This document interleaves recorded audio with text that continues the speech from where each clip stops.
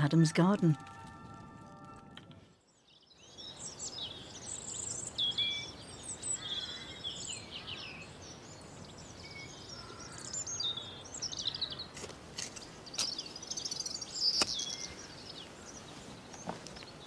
Hello and welcome to Gardener's World.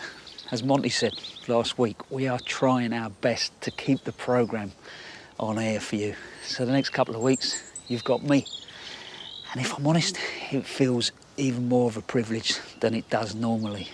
We all know we're living in very strange and uncertain times. And for me, it's made me realise even more so that the garden brings a sense of normality to my life. And I found myself just lingering so much more on the detail of what's going on. And the woodland's been beautiful. Look what's in front of me. The Euphorbia robii has just come alive, and that beautiful acid green. I've got primulas popping up all over the place. But one of the things that's really stood out and just put a massive smile on my face is the hellebores. Look at them. They just sit there, delicately moving in the wind, and you even get the sense that the flowers are slightly shy. They dangle down. And I'm just going to start to add a few more hellebores to the woodland area. But I'm going to have a little bit of an experiment. What I'm going to do is I'm just going to plant 1 or 2 youngsters in this space, and with the others I'm going to grow them on, put them in next year and see what the difference is. Because that's what gardening is all about, isn't it? About experimenting, about playing. And more than anything, gardening's got to be about hope, hasn't it? And we definitely need some of that at the moment. On today's programme, Rachel starts on a project she's been dreaming about for years, her very own kitchen garden. And we step into the competitive world of daffodil showing, where after months of preparation, only a best in show will do.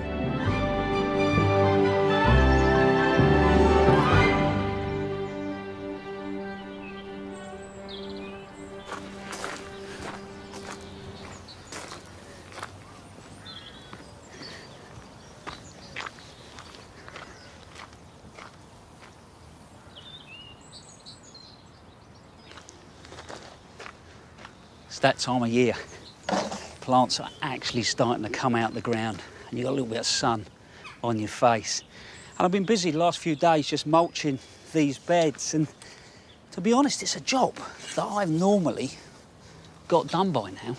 I start mulching, say, September time, and just work my way through the winter.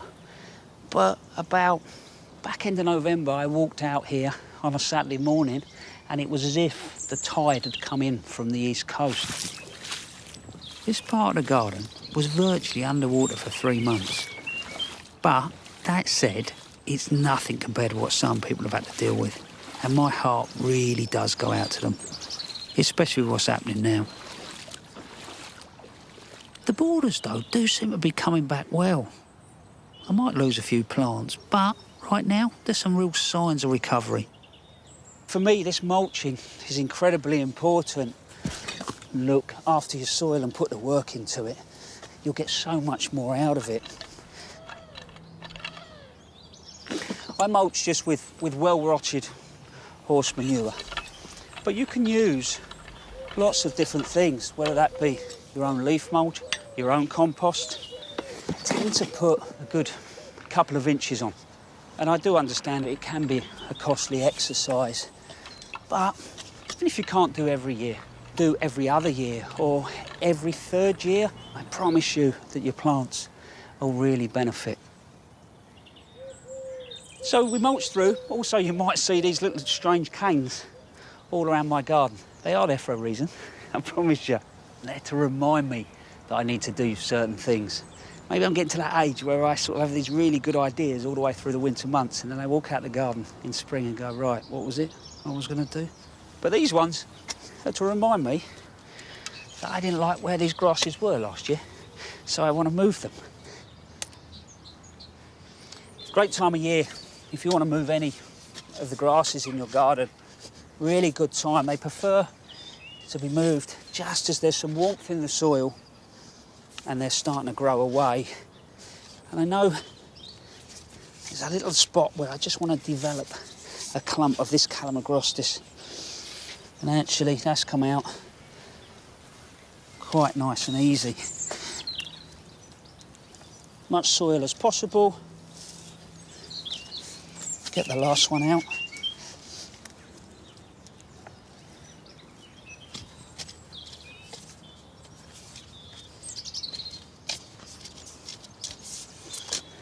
So there you go, that's that.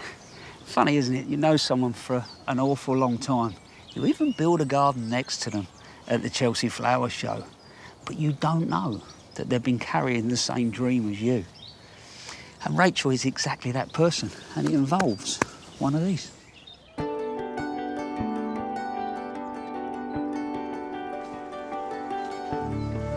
I've gardened in many places, from a suburban semi to a roof terrace, sometimes even just window boxes on a balcony. But I've always had a dream, and that was to have a walled kitchen garden. And now it is a reality. We've been here a few years, but I haven't been able until now to really get started. And this is the year. So the plan is for me to be able to grow plenty of fresh produce. I want vegetables and salads, I want fruit, herbs, and also cut flowers in the way that you would have had in an old wall garden like this. The scrubby grass and bramble will have to be cleared in preparation for raised beds before I can start gardening here in earnest. But there are plenty of other jobs I can get on with in the meantime. With a little moral support from Woodopus, our curious cat. Come on.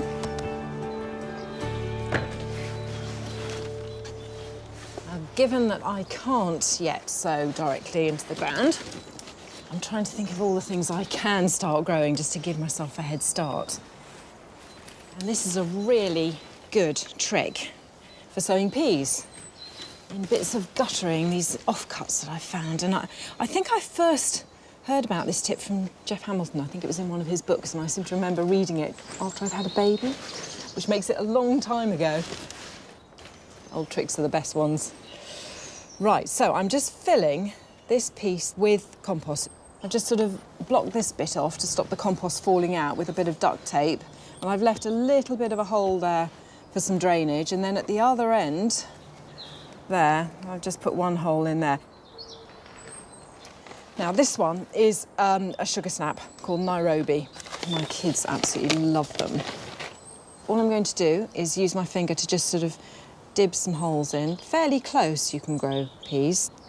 And then just drop a pea into each hole.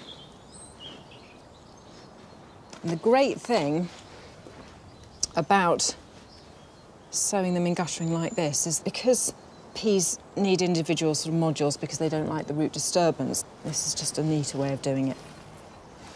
The trick is, once these have nicely germinated, you've got your lovely little seeds growing away, all nice and leafy, and you want to get them into the ground, then you dig a sort of narrow trench in the bed, and using, here's the next piece of guttering I'm going to sow, using another piece, you sort of push that in along the side and use that to sort of push them along and slide them into your pre-prepared little trench.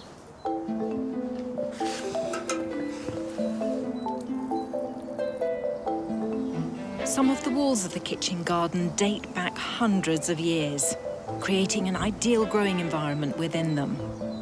And the outside face is sunny and bright, making it an ideal place for fruit trees. I've decided I'm going to put these oblique apple cordons in. And I wanted to do that because it means I'll get lots of different varieties along this wall. I can have something for eating, for cooking, for juicing. It'll be great. Growing an apple tree as a cordon just means that it's been trained on a single stem and pruned to a tight framework of short branches. They take up very little space, and so they're perfect for a small garden. The soil itself is great. It's just had a little bit of organic material added to it. I've also put the wires up on the wall, and these need a bit of space. Don't put them too close so that you get plenty of air circulation behind the plants. And then I've already got the bamboos in. They go in first so that then they're the guide for where you're going to plant the apples. Now, I'm using bare root maiden whips, which means that they're a year old, and they come like this. And this one's actually already had a good soaking, and then I put it back in the packaging because you really don't want them to dry out for very long. You want to get it in quite quickly. We're nearing the end of the season for bare root trees, but they're well worth tracking down because they're much cheaper than containerised trees, and you get a wide choice of varieties. The one I'm planting is called Kids Orange Red. It's good for eating and juicing, and it lasts well. So if you store it after picking in mid-October, it should keep until the new year. So now what I'm going to do is just try and get roughly the right height here. And this is actually very important. What you'll notice is there's a sort of a knobbly bit here. And that is a graft union between the rootstock, which is everything from here down, and the scion, which is everything from here up. So what you've actually got are two plants married together in a perfect relationship where the rootstock will determine the vigour of the eventual tree, and the top part determines the variety. So in this place, we've got a rootstock that's fairly dwarfing, which I think is perfect for this because this is about a 6-foot wall. Very important that you don't bury the graft union, because what you don't want is for this part, the scion, to start sending out roots here, because then you're not getting the benefit of the rootstock.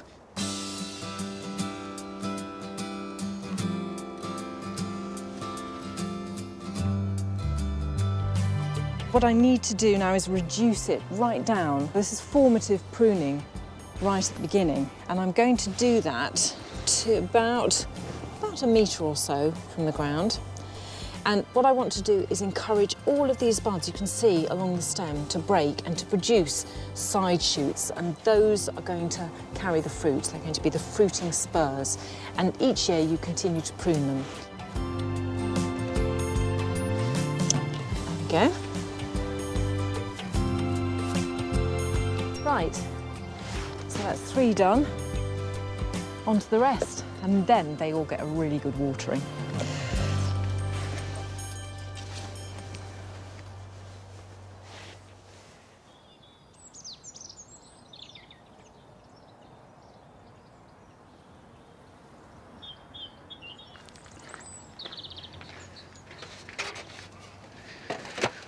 First of all, I want to wish Rachel all the luck in the world. I, for one, know what it's like to take on an old walled garden and try and bring it back to life. I don't know if you caught it, a reference to Jeff Hamilton, my old boss. Isn't it lovely that this far on, that man is still influencing so many of us? But I think with everything that's going on, we might have a few new viewers. I know that I've got mates that had no interest in gardening whatsoever, that are out in their gardens now having a go, because I'm getting lots of funny texts about, Frosty, how do I grow this? Frosty, how do I grow that?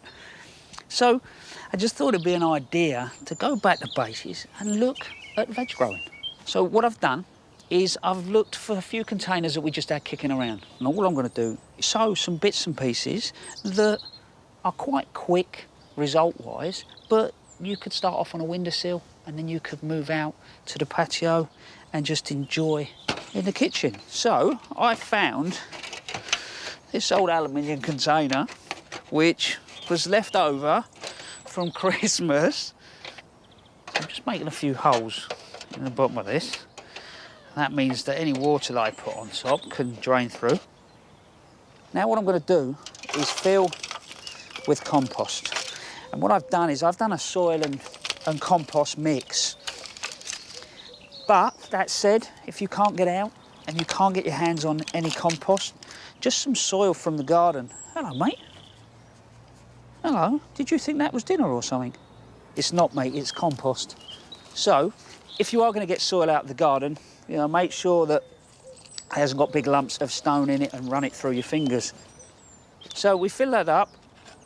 What I'm going to do is just roughly level across the top. You're paying no attention whatsoever in any of that, did you, because of that cat? Right, and then a couple of little taps. Doesn't need any more than that.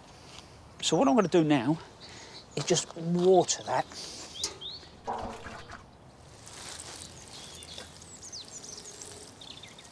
if I do it now, I don't need to water at the end. That means the seeds are not going to be washed everywhere. And what I'm going to sow is wild rocket. Wild rocket is great because it comes again. And so what I mean by that is you'll sow it, it will come up, you can cut it and it will keep growing. But any of your quick growing crops like your salads will work well in a shallow tray. And I'm just going to generally sprinkle them. If you use garden soil, it's very likely that weed seedlings will emerge. So it's worth then sowing in rows so it's easy to tell the difference between the weeds and the seedlings. The next thing to do is to take some more of your soil or your compost, and what I do is I cover it with about 1 centimetre of compost, but I'm rubbing it between my hands so that I make sure that it's quite fine. One thing to remember if you do rocket rather than a salad is rocket does have a tendency to bolt. What I mean by that is that as the weather gets warm, it can go to seed very quickly. So once it's germinated, what I'll do is I'll keep it in a shady space and then it won't bolt so quickly. And I reckon that could keep our family going for the best part of the summer. So that's that done. And then I found another old container. I've put some hessian in to hold the compost, and I've wetted that compost. An empty compost bag or even a bin bag would work equally well. Just make sure you punch a few drainage holes in the lining before you fill it with soil. What I'm going to do in this one is I'm going to sow some carrots. That's why I've used a deeper container. If you're going to grow something, you've got to have a deep enough container to deal with the depth of that plant. Beetroot would work in here just as well. So it really is that simple. Lastly, we'll top this off with some compost. A couple of weeks' time, it'll probably start to germinate, and it won't be that long before we are pulling carrots. So there we go. Hopefully that's a nice, straightforward, simple way to start growing your vegetables. One thing that fascinates me, though, about gardeners is where they take their passion, even to the point of obsession, growing one particular group of plants to a standard where they can take it to an exhibition to hopefully win an award. The lengths that these people go to is staggering. And last year, we went to catch up with a group of people down in Worcestershire that were doing just that. Once I discovered daffodils, well, that was it. It's in my blood. You think daffodils in the garden are beautiful, but when you start growing show-type daffodils, it just opens your eyes to what daffodils are.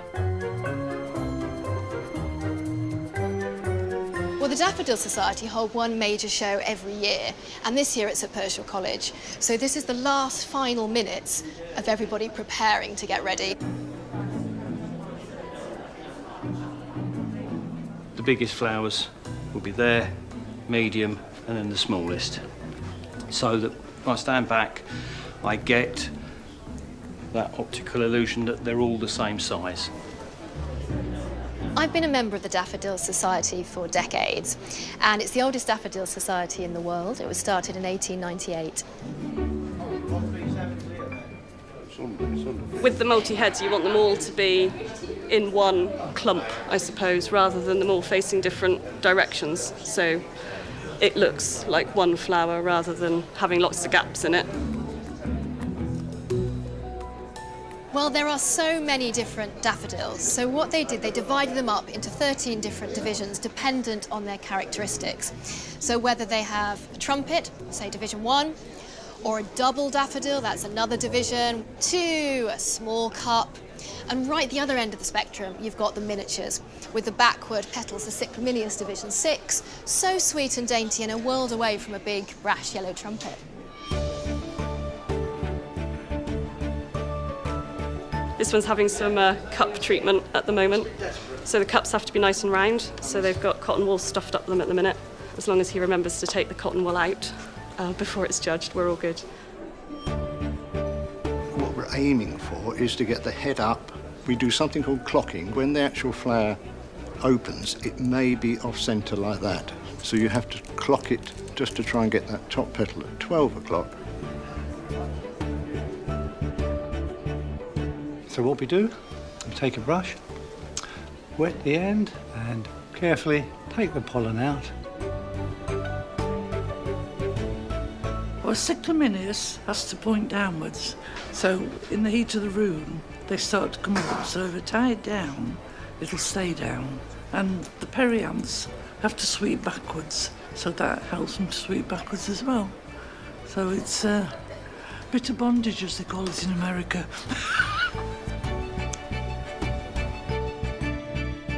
This is a Division 8. It's a Tazetta. It's notorious for having lots of florets on a stem. I think this one's got about 14 or 15, but you can see them with sort of 20, 22, 24 heads. And it's true to its name. It's an avalanche, and it's an avalanche of colour off the stem. So the variety is called Crowndale. It's what we call a Division 4, which is a double daffodil. This is probably one of the best Division 4s that's ever been bred, partly because it's neat and it has colour. It's called Clive Fossils, and it's a 1 white yellow. It's the best of the lot, and it's got a nice slender cup that flares at the end, and it's bright yellow. And there's not many bright yellows about. This is Fairy Chimes. It's a Division 5 triandrous daffodil. One of the really nice things about this is that it's got a lovely scent. It's one of my favourite daffodils.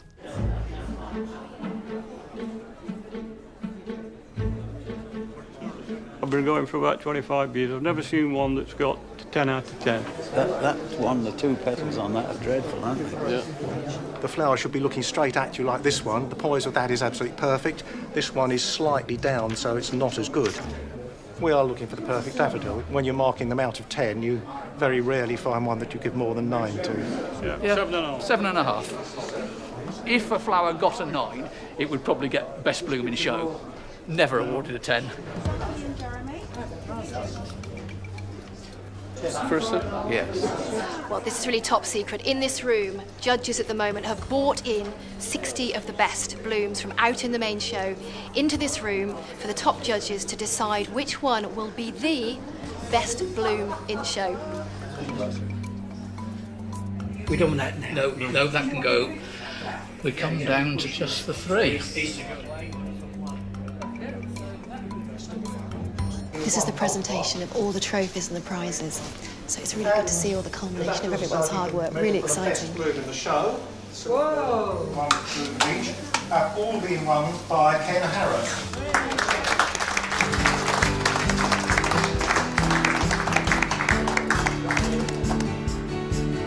Pretty ecstatic today. Best blooming show is basically whatever exhibitor's looking for when they come to a show. I'm pretty pleased, yeah. It got 8 out of 10. We judges can always find some minor fault, but an 8-point flower is very good. That won its division and also was champion bloom in the whole show.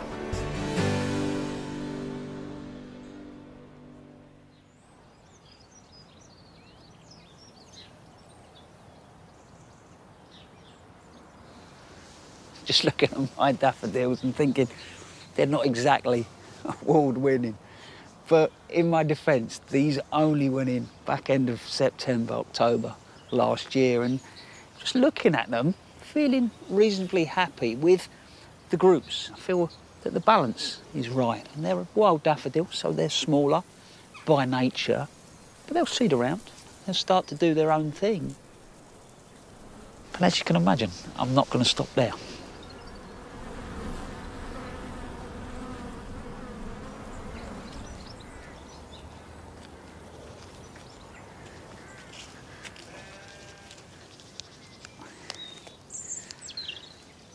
As I said, I'm quite happy now with the spring colour. Then the wildflowers start to come alive, but I want to add some little jewels, little pockets of colour that just pop up through the space. What I'm going to add is some alliums. This is an allium called Violet Beauty. Lovely domed head with a flat bottom to it. But the reason I'm using it is it's scented. Very soft, mild scent, but it is scented, so it makes it quite unusual.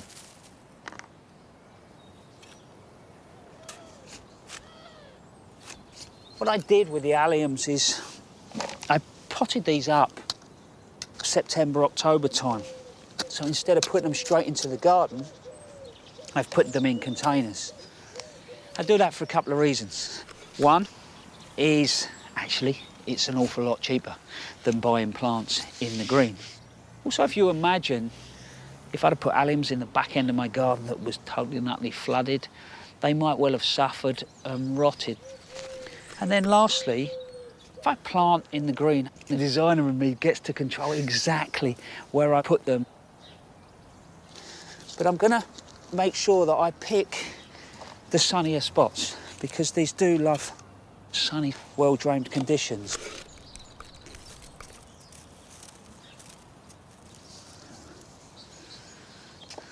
There you go. That's that job done. Here's some more for your weekend.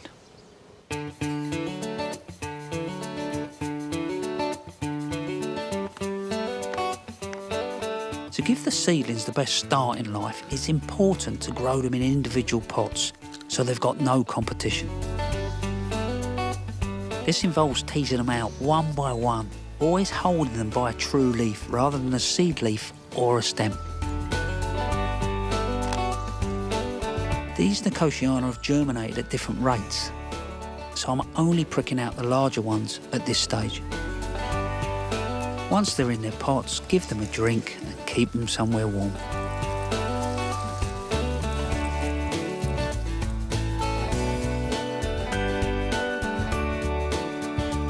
The time has come to check my rhubarb.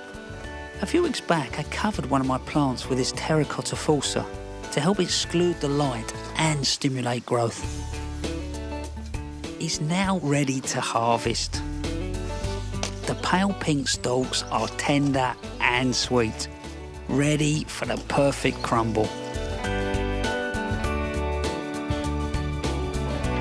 April is a good time to reseed any bare patches in your lawn. Break up the surface with a fork or rake, then weigh out the correct amount of seed, following the instructions on the packet. Scatter thinly over the soil and then gently rake in. Water in if no rain is forecast. And if the birds are likely to be a problem, cover with a fleece or a fine mesh until you start to see the signs of new growth.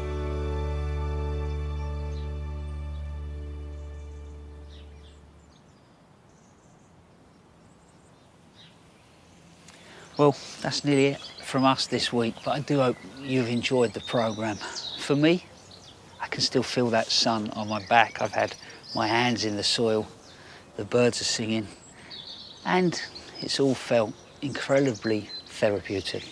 And I think that is the message. If you can do it safely, over the next few weeks, get out in your garden, plant something, get your hands in the soil, sit and have a cup of tea. I'm sure that it will do you the power of good. Anyway, look after yourselves. See you next week. Adam is back on Good Friday for more invaluable tips. New varieties of tomatoes, preparing a seed bed, it's all in Gardener's World. The Veg Growers Almanac book, that's available now. Breathtaking art in a monastery after food and drink with a nun and lots of challenges for the celebs. Pilgrimage, the road to Istanbul, next.